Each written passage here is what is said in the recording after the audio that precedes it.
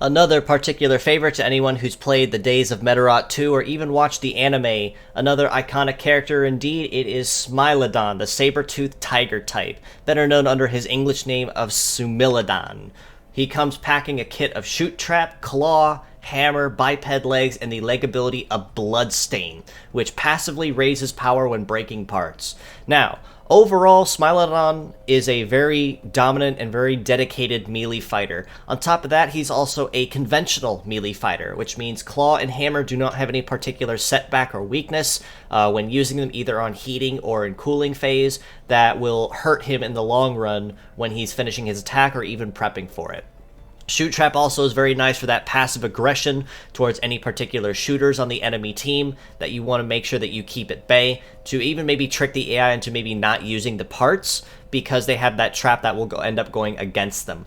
Claw and Hammer, both AoE attacks, I feel does hurt his overall viability just a little bit because he will not have any consistent source of raw damage as, say, a rifle with pierce damage would. On top of that, though, he would definitely be considered a master of AoEs, as Claw has the scattered AoE, which damages one part and then two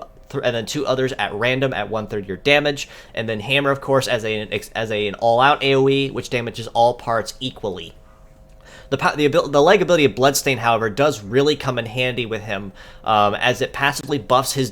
base power every time he breaks apart. So even though as an AoE fighter he may not have a lot of base damage, once he starts breaking parts, however, his damage goes up, which means even AoE attacks will still deal a lot of damage at base, even when you're guarding the blow. As a pure set, I'd probably rate him about a 6 out of 10 for the reasons I mentioned prior. As an AoE fighter, it does hurt his overall viability just a little, but not a whole lot. As mixed parts, however, I think you'd make much better use of him, either as individual for Hammer or for the Claw, or even for his legs, as they have a pretty solid mobility to them.